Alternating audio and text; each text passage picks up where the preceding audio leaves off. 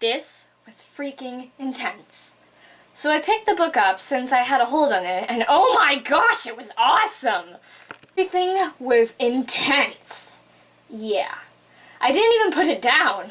Every word was happiness to me, and it was amazing. Okay, this is probably not going to be in chronological order, but oh my gosh, everything was so intense.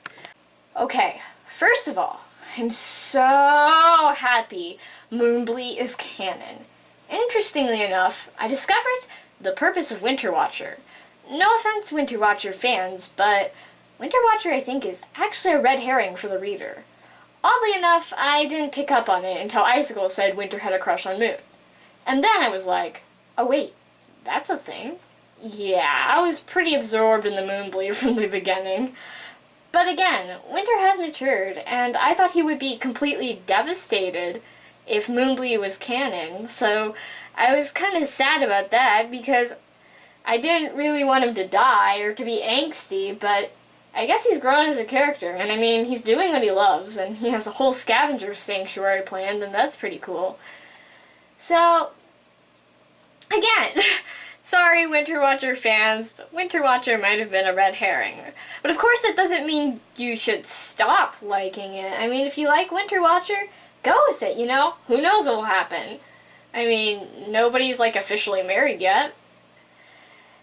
And the whole Darkstalker thing at the end was a little weird.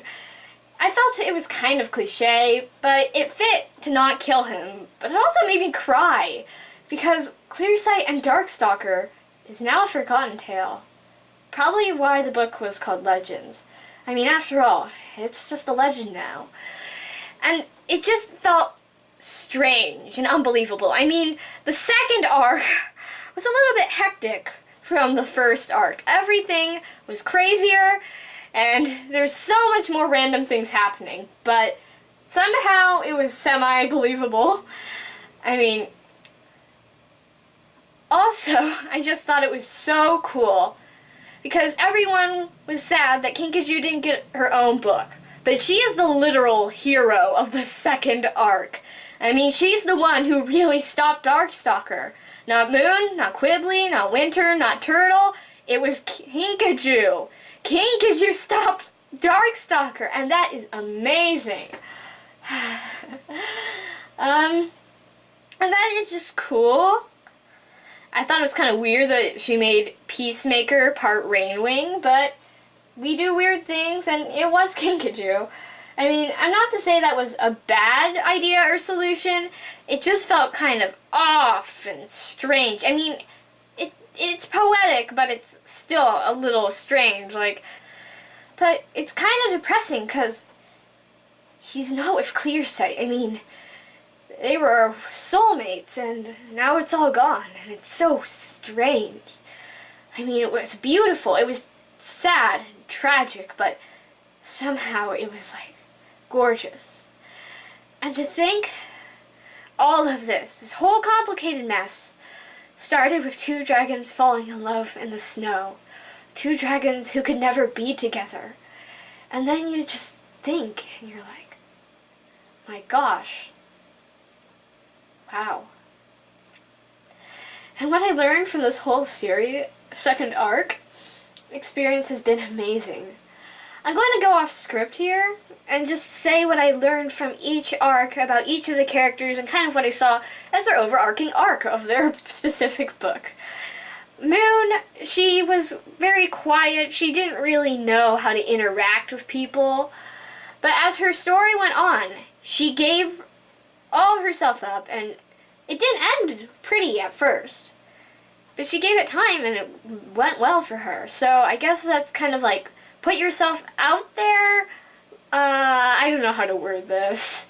And in Winter Turning, it was more kind of just find yourself and do what you want to do. I mean, I know Winter gave up everything for Moon, and he didn't get her in the end.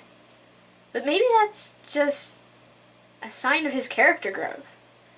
I mean, Moon helped him grow, so I guess this is kind of a weird chain reaction. And with Peril's book, we kind of learned you can have thoughts of your own. Don't let dragons or humans or whatever you are think for you, and you should think for yourself, and that's kind of what that was about. And with Turtle, it was about, you know, taking that big step from hiding and just showing yourself. And by the way, Talons of Power was like crazy. Darkness of Dragons, 10 times crazier, I have to admit. And I know it's pronounced Kibbley or Keebly. I'm pronouncing it Quibbly because that's what I do. But Quibbly's arc was, it was just basically, you know, Quibbly is similar to Darkstalker in aspects. He wanted to be an animus, but, you know, being animus isn't technically a good thing. Even if you have good ideas in the end, the path you take to get them might not always be that clean. And I was kind of scared the whole book that Quibbly would want animus powers, but in the end he didn't have them, and I was kind of happy for that.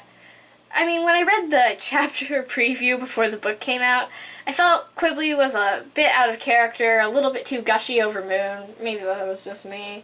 I mean, I don't know. I wasn't like, I never felt like Moonblee was like that type of romance, but again, it started feeling more in character as I continued on with the book. And by the way, whoever got Typhoon, who created Typhoon the Sea Wing, Typhoon fit in so well with the plot, and it was so unexpected. Like, I literally imagined this weird hybrid dragon would drop out of the sky and just be like, hey, I'm part of the book. But no, Typhoon didn't just do that, so actually served a purpose in the plot. Good for you, person who submitted Typhoon. I hope you had a fun time with your character in the book, and I kind of wish I was in the books, but I kind of already am. I'm just a name. Speaking of weird background characters, including Garnet, I was so happy that the background characters in this book actually got some more time. Like, we got to see Sepia, and we learned some things about Pronghorn. Apparently Pronghorn's male, but that's okay. And I was so happy I guessed the genders of the background dragons right. Like, I had this whole idea, and everything turned out right, you know. Who I thought was male, who I thought was female. Everything turned out splendid in that aspect. And cliffhanger they ended it off on. I'm not sure about this lost continent. Like, I'm not really excited for it. I feel it's just kind of like there. And again, I do love more Wings of Fire, and Moonblee is official, but I don't know. It's kind of like feeling extremely happy, but kind of like getting shot with sadness as well, because Darkstalker, his character, all of Darkstalker is just gone. His epic tale of clear sight is, again, left to legend. And that kind of hurts, because I really loved how they were together. Even though Darkstalker was corrupt and I kept yelling at him, he was just a very lonely person and kind of a sad person. So that's what I have to say on Darkness of Dragons. Yeah, it was an experience.